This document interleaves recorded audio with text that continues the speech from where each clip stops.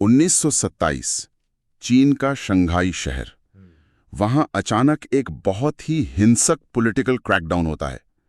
मतलब हजारों लोग मारे जाते हैं और सत्ता के समीकरण रातों रात बदल जाते हैं। हाँ, इतिहास की किताबों में इसे 12 अप्रैल का पर्ज या फिर राजनीतिक शुद्धिकरण कहा जाता है। एक बिल्कुल नए युग की शुरुआत। बिल्कुल। लेकिन क्या हो अगर कोई ये दावा करे कि 20वीं सदी की ये स्पेसिफिक घटना कोई अचानक हुआ हादसा नहीं था। मतलब इसका पूरा ब्लूप्रिंट, इसके हर एक कदम की भविष्यवाणी लगभग 2000 साल पहले एक ग्रीक आइलैंड पर बैठे किसी इंसान ने पहले ही लिख दी थी। ये सुनने में किसी साइंस फिक्शन फिल्म जैसा लगता है ना? आज के इस डीप डाइव में हम एक ऐसी ही थ्योरी को डीकोड करने वाले हैं। हमारे सामने जो सोर्स मटेरियल है वो बाइबल के एक बेहद रहस्यमयी हिस्से रेवलेशन या प्रकाशित वाक्य के 12वें अध्याय को सीधे तौर पर आधुनिक सुदूर पूर्व यानी चीन के इतिहास और भू राजनीति से जोड़ता है। और यहाँ इस चर्चा में आगे बढ़ने से पहले मुझे लगता है एक बात बिल्कुल शुरू में ही क्लियर कर देना जरूरी है। हाँ, वो जो डिस्क्लेमर है हमारा। बिल्कुल। आज हम जिस दस्तावेज का विश्लेषण कर रहे हैं उसमें 20वीं सदी के इतिहास को लेकर बहुत ही स्ट्रॉन्ग और राजनीतिक रूप से संवेदनशील दावे किए गए हैं।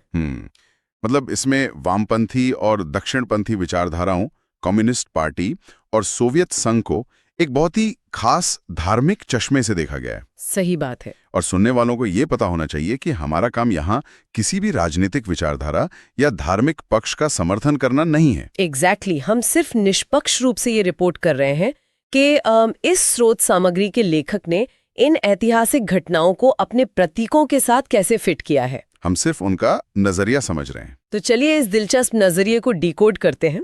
अब अगर हम दस्तावेज के शुरुआती हिस्से को देखें तो कहानी सीधे चीन से या 12वें अध्याय से शुरू नहीं होती। हाँ, पहले एक बहुत बड़ा कॉस्मिक बैकग्राउंड सेट किया गया है। बिल्कुल। लेखक रेवोल्यूशन के 4 से 6 अध्याय का संदर्भ लेता है। वहां एक रहस्यमयी सिंहासन का जिक्र है और एक ऐसा स्क्रोल है जिस पर 7 मोहरें लगी हैं। और मुझे सबसे दिलचस्प ये लगा कि इन मोहरों के खुलने को लेखक ने मानव इतिहास के भयानक त्रासदियों से जोड़ा है। वही 4 घोड़ों वाली बात। जैसे ही मोहरें खुलती हैं 4 अलग अलग रंग के घोड़े बाहर आते हैं और लेखक ने इन घोड़ों को सीधा हमारे इतिहास की टाइमलाइन से जोड़ दिया है। तो जरा इन घोड़ों के बारे में बात करते हैं। पहला घोड़ा सफेद रंग का है। हाँ, तो सफेद रंग को अक्सर धर्म और पवित्रता से जोड़ा जाता है। लेखक इस सफेद घोड़े को 1096 मतलब 11वीं सदी में शुरू हुए पहले क्रूसेड या धर्म युद्ध से जोड़ता है। ये वो दौर था जब धर्म के नाम पर एक बहुत बड़ा मिलिट्री मूवमेंट शुरू हुआ था। मतलब यूरोप से लाखों लोग यरूशलेम की तरफ निकल पड़े थे। एग्जैक्टली। और इसके बाद जो लाल घोड़ा आता है उसे 13वीं और 14वीं सदी के मंगोल आक्रमणों से जोड़ा गया है। लाल रंग खून और युद्ध का प्रतीक है। तो चंगेज खान वाला दौर। हाँ बिल्कुल। मंगोलों ने यूरेशिया के एक बहुत बड़े हिस्से को रौंद दिया था। सचमुच खून की नदियां बही थी उस समय। लेकिन इसके बाद की व्याख्या मुझे और भी स्पेसिफिक लगी। काले घोड़े को 14वीं सदी के लिटिल आइस एज से जोड़ा गया है। लिटिल आइस एज मतलब अचानक से मौसम का ठंडा हो जाना। हाँ, काले रंग को अकाल और शोक का प्रतीक माना गया है। तो 14वीं सदी में सर्दियां बहुत लंबी हो गई, फसलें बर्बाद हुई और पूरे यूरोप और एशिया में एक भयानक अकाल पड़ा। और जाहिर है जब अकाल पड़ेगा तो महामारियां भी आएंगी। बिल्कुल सही। और यहीं पर चौथा घोड़ा आता है, राख के रंग का या पेल घोड़ा। लेखक इसे ब्लैक डेथ यानी प्लेग की महामारी से जोड़ता है। उस समय दुनिया की लगभग 1/4 आबादी इस प्लेग से खत्म हो गई थी। ये तो एकदम किसी सिनेमैटिक यूनिवर्स जैसा लग रहा है। मतलब आप एक स्प्लिट स्क्रीन की कल्पना कीजिए। स्क्रीन के एक तरफ आसमान में कोई मोहर खोल रहा है और दूसरी तरफ जमीन पर मंगोलों की तलवारें चल रही हैं, बर्फ गिर रही है और प्लेग फैल रहा है। हाँ, आसमान की घटना का जमीन पर सीधा असर। इस थ्योरी की सबसे बड़ी ताकत यही है कि ये कॉस्मिक घटनाओं को हमारे ठोस इतिहास से बांधती है। तो इस भारी तबाही के बैकग्राउंड के बाद कहानी फाइनली 12वें अध्याय में आती है। यहाँ फोकस एक रहस्यमयी स्त्री पर शिफ्ट हो जाता है। एक ऐसी स्त्री जिसने सूर्य ओढ़ा हुआ है, पैरों तले चांद है और सिर पर 12 तारों का मुकुट है। अब पहली नजर में तो ये क्रिश्चियन इतिहास में मदर मैरी जैसा कुछ लगता है। हाँ, लेकिन दस्तावेज के लेखक का नजरिया अलग है। वो इस स्त्री को किसी एक महिला के रूप में नहीं बल्कि एक कलेक्टिव आइडिया के रूप में देखता है। Collective idea? मतलब कोई समूह? बिल्कुल। लेखक के अनुसार यह स्त्री उन सभी लोगों का सामूहिक प्रतीक है जो ईश्वर को मानते आए हैं, मतलब शुरुआत में इज़राइल के लोग और बाद में पूरा चर्च। पाठ में लिखा है कि यह स्त्री गर्भवती है और दर्द से चीख रही है। तो ये जो प्रसव पीड़ा है, ये कोई असली बायोलॉजिकल दर्द नहीं है। नहीं, इसे इतिहास में इन विश्वासियों पर हुए भयानक अत्याचारों से जोड़ा गया है। लेखक कई ऐतिहासिक घटनाओं का जिक्र करता है, जैसे कि प्राचीन मिस्र में फिरौन द्वारा यहूदी बच्चों को मार डालना। हाँ, और बेबीलोन का निर्वासन, या फिर फारस में हामान नाम के मंत्री की साजिश जिसमें वो पूरी यहूदी कौम को मिटाना चाहता था। तो ये सब अलग अलग घटनाएं उसी एक दर्द के अलग अलग हिस्से हैं। और फिर कहानी में आता है कि वो स्त्री बच्चे को जन्म देने के बाद भागकर रेगिस्तान में छिप जाती है। और दस्तावेज कहता है कि ईश्वर वहां उस रेगिस्तान में उसके लिए एक सुरक्षित जगह तैयार करता है। एक मिनट, मुझे यहाँ इस लॉजिक पे थोड़ा सवाल उठाना है। अगर हम प्रैक्टिकली सोचें तो रेगिस्तान एक बंजर जगह होती है, वहां ना पानी है ना खाना, तो एक भागते हुए समुदाय के लिए वो सेफ जोन कैसे हो सकता है? ये सवाल बहुत स्वाभाविक है, लेकिन यहाँ लेखक रेगिस्तान को किसी जियोग्राफिकल लोकेशन की तरह नहीं देख रहा है। तो फिर क्या मतलब है इसका? इसका मतलब है सत्ता और राजनीति से दूरी। जब रोमन एम्पायर जैसी शक्तिशाली ताकतें चर्च पर हमला कर रही थीं, तब इन लोगों के पास कोई राजनीतिक पावर नहीं थी। वे सिस्टम के एकदम रडार से बाहर थे, वही उनका रेगिस्तान था। अच्छा, मतलब कंफर्ट जोन से बाहर होना। बिल्कुल, और लेखक का दावा है कि भागने और छिपने के दौरान ही उनका आध्यात्मिक रूप से सबसे ज्यादा विकास हुआ। जो चीज साम्राज्यवादी ताकतों को सजा लग रही थी, वही उनके फैलाव का कारण बन गई। क्या बात है, सिस्टम से कट जाना ही उनके लिए एक वरदान बन गया। अब इसके बाद कहानी जमीन से वापस आसमान की तरफ जाती है। एक बहुत बड़ा लीगल और मिलिट्री ड्रामा। माइकल नाम के स्वर्गदूत और एक लाल ड्रैगन यानी शैतान के बीच का युद्ध। और यहाँ शैतान का जो रोल लेखक ने बताया है वो बहुत ही हैरान करने वाला है। हाँ, मैंने भी पढ़ा। हम तो यही सोचते हैं कि शैतान हमेशा से नरक में राज कर रहा था। ज्यादातर लोग यही मानते हैं, लेकिन लेखक ग्रीक और हिब्रू शब्दों के मूल अर्थ पर जाता है। सैटर्न शब्द का मतलब ही अभियोजक या आरोप लगाने वाला होता है। मतलब कोई लीगल प्रोसिक्यूटर? एग्जैक्टली। दस्तावेज कहता है कि शैतान पहले स्वर्ग में ही था और वो एक दुष्ट अभियोजक की तरह काम करता था। वो दिन रात ईश्वर के दरबार में इंसानों की गलतियों की फाइलें खोलकर शिकायत करता था। इसे समझने के लिए हम एक बहुत ही मॉडर्न एनालॉजी ले सकते हैं। जैसे कोई बहुत ही शातिर और भ्रष्ट वकील हो, वो कोर्ट में बैठा है और लोगों को फंसाने के लिए झूठे सच्चे मुकदमे बना रहा है। बहुत सही उदाहरण है। और फिर माइकल के साथ उसकी लड़ाई होती है।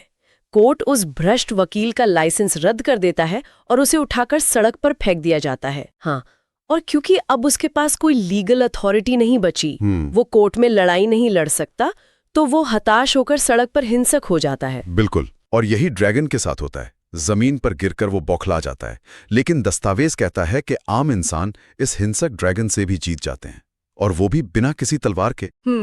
जीतने के लिए वे 3 अनोखे हथियारों का इस्तेमाल करते हैं। पहला है मेमने का खून, जो प्रायश्चित का प्रतीक है। मतलब ड्रैगन की पुरानी लीगल फाइलें अब काम नहीं करेंगी क्योंकि पाप माफ हो चुके हैं। दूसरा हथियार है गवाही का वचन, यानी सच बोलना। और तीसरा सबसे दिलचस्प है अपनी जान की परवाह न करना। ये तो बहुत पावरफुल है ना? जान की परवाह न करना ड्रैगन के खिलाफ सबसे बड़ा हथियार है। ड्रैगन की पूरी ताकत मौत या नुकसान के डर पर टिकी है। जब लोगों के भीतर से ये डर खत्म हो जाता है तो ड्रैगन शक्तिहीन हो जाता है। क्योंकि अगर कोई मरने से ही नहीं डर रहा तो आप उसे डराएंगे कैसे? बिल्कुल, और इसी बौखलाहट में ये ड्रैगन अपना फोकस शिफ्ट करता है। यहीं से थ्योरी अपने सबसे चौंकाने वाले मोड़ पर आती है। हाँ, क्योंकि अब ड्रैगन यूरोप या मध्य पूर्व की बजाय सीधा सुदूर पूर्व, मतलब चीन की तरफ मुड़ जाता है। लेखक ड्रैगन के जमीन पर किए गए हमलों को सीधे तौर पर किंग राजवंश के अंतिम दौर और 1900 के बॉक्सर विद्रोह से जोड़ता है। बॉक्सर विद्रोह मतलब वो दौर जब चीन में विदेशियों और ईसाइयों के खिलाफ बहुत बड़े स्तर पर हिंसक दंगे हुए थे। हाँ, लेखक टाइमलाइन को एकदम मैच करता है। उनके अनुसार ड्रैगन का जमीन पर गिरना और बॉक्सर विद्रोह की हिंसा दोनों एक ही चीज है। और जब ये ड्रैगन उस स्त्री पर यानी चर्च पर हमला कर रहा होता है तो उसे बचाने के लिए अचानक चील के पंख दिए जाते हैं। अब यहां मुझे लेखक के लॉजिक पर थोड़ा डाउट हुआ। चील के पंख और नोट्स के मुताबिक लेखक इसे 1901 के 8 देशीय गठबंधन या 8 नेशन अलायंस से जोड़ता है। मतलब 8 विदेशी ताकतों ने मिलकर चीन पर हमला किया था। इतिहासकार तो इस गठबंधन को एक कॉलोनियल और इंपीरियलिस्ट फोर्स मानते हैं। उन्होंने चीन पर अपमानजनक संधियां थोपी थीं और लेखक इन ताकतों को ईश्वरीय चील के पंख कह रहा है। मैं समझ सकती हूँ कि यह अजीब लग रहा है, लेकिन इस तरह के विश्लेषणों में लेखक इतिहास को नैतिकता के चश्मे से नहीं देखता। वो इसे सिर्फ सर्वाइवल के नजरिए से देख रहा है। अच्छा, मतलब जो बचा ले वही ईश्वर का रूप। एग्जैक्टली। उस समय चर्च पूरी तरह से खत्म होने की कगार पर था। ऐसे में जो भी शक्ति बाहर से आई जिसने बीजिंग में दूतावास क्षेत्र बनाकर उन्हें बचाया, वो चील के पंख बन गई, चाहे वो कोई विदेशी सेना ही क्यों न हो। तो ये काफी सुविधाजनक व्याख्या है। खैर, दस्तावेज आगे कहता है कि इस हार के बाद ड्रैगन की ताकत कम हो जाती है और वो महज एक सांप बन जाता है। सांप बनना मतलब अब वो सीधे हिंसक वार नहीं कर सकता, अब वो रेंग कर छिपकर वार करेगा। थ्योरी कहती है कि ये सांप उस स्त्री को बहा ले जाने के लिए मुंह से पानी की एक नदी उगल देता है। अब जाहिर है ये कोई असली पानी की बाढ़ तो थी नहीं। बिल्कुल नहीं। लेखक इस पानी को 1922 के गैर ईसाई आंदोलन यानी एंटी क्रिश्चियन मूवमेंट के रूप में डिकोड करता है। मतलब हिंसा कम हो गई थी, लेकिन एक वैचारिक युद्ध शुरू हो गया था। हाँ, चीन के बुद्धिजीवी यूनिवर्सिटीज और अखबारों में एक इंटेलेक्चुअल लड़ाई लड़ रहे थे। उनका मकसद समाज से चर्च के प्रभाव को धो डालना था। ये एक सूचनाओं और लेखों की बाढ़ थी। अगर इसे आज के दौर से जोड़ा जाए तो ये किसी बड़े इन्फो वॉर या कैंसिल कल्चर जैसा था। एग्जैक्टली। जैसे आज सोशल मीडिया पर कोई नैरेटिव सेट करने के लिए अचानक से हजारों पोस्ट की बाढ़ आ जाती है, जिसे रोक पाना नामुमकिन लगता है। मुंह से पानी उगलना आज के फेक न्यूज प्रोपेगेंडा जैसा ही है। और आप अखबारों की इस वैचारिक बाढ़ को गोलियों से तो रोक नहीं सकते। तो बचाव कैसे हुआ? थ्योरी बताती है कि जमीन ने अपना मुंह खोला और उस बाढ़ को सोख लिया। और यहीं पर हम अपने शो की शुरुआत वाली घटना पर आ जाते हैं, 1927 का शंघाई पर्ज। बिल्कुल, लेखक के जमीन के फटने को सीधे तौर पर 12 अप्रैल के उसी राजनीतिक शुद्धिकरण से जोड़ता है। चांग काई शेक, जो एक बड़े मिलिट्री लीडर थे, उन्होंने अचानक एक बहुत कठोर राजनीतिक कदम उठाया और अपने विरोधियों को सत्ता से बाहर कर दिया।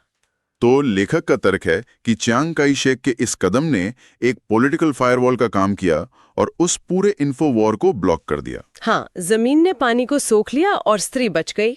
एक प्राकृतिक प्रतीक का इस तरह एक हार्डकोर राजनीतिक पैंतरे में बदल जाना वाकई गजब है। लेकिन इसके बाद थ्योरी 12वें अध्याय के आखिरी हिस्से पे आती है और यहाँ मामला बहुत ज्यादा फोकस में आ जाता है। अब ड्रैगन अपना वार बदलता है।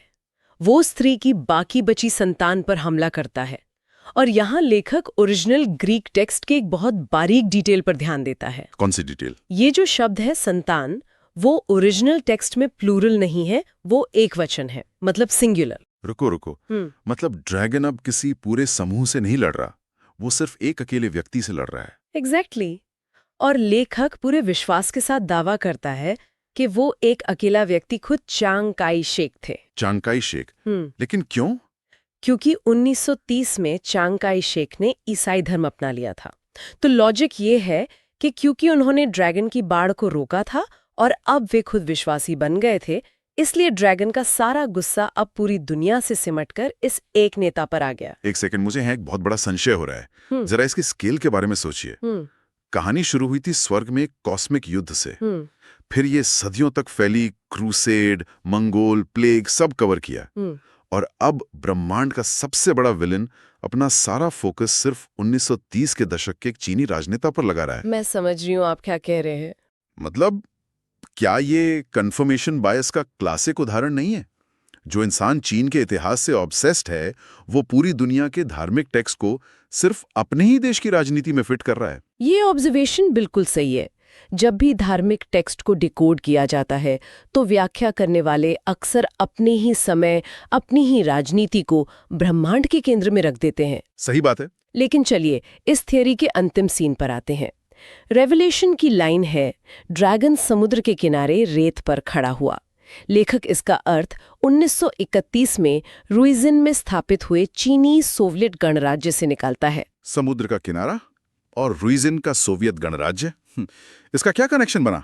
देखिए, बाइबल के प्रतीकों में समुद्र को अक्सर अराजकता, भीड़ या दुनिया के अलग-अलग देशों का प्रतीक माना जाता है। अच्छा। 1931 में जो नया कम्युनिस्ट शासन स्थापित हुआ था, उसे सोवियत कम्युनिस्ट इंटरनेशनल यानी कॉमिंटर्न का बाहरी समर्थन प्राप्त था।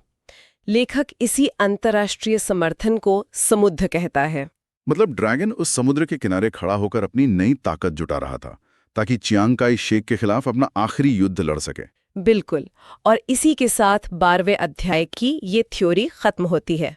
यार, ये तो एक बेहद लंबी और उलझी हुई यात्रा थी। बहुत ही जटिल। अगर हम इस पूरे विश्लेषण को देखें तो हैरानी होती है कि कैसे किसी ने प्राचीन काल के ड्रैगन, चील के पंख और जमीन फटने जैसे प्रतीकों को उठाया और उन्हें बॉक्सर विद्रोह, 1922 के मूवमेंट और 27 के शंघाई पर्च के साथ किसी पजल की तरह जोड़ दिया। और जैसा कि हमने शुरुआत में भी साफ किया था, ये पूरा पजल स्रोत सामग्री के लेखक का अपना बनाया हुआ है। हम इस थ्योरी की सच्चाई या किसी राजनीतिक स्टैंड को एंडोर्स नहीं कर रहे हैं। बिल्कुल, ये सिर्फ एक निष्पक्ष रिपोर्टिंग है। हाँ, हम सिर्फ ये देख रहे थे कि कैसे इंसान का दिमाग घटनाओं में पैटर्न ढूंढता है। लोग अपनी त्रासदियों को किसी बड़ी डिवाइन स्क्रिप्ट का हिस्सा मानकर खुद को तसल्ली देते हैं। एकदम सही पॉइंट है।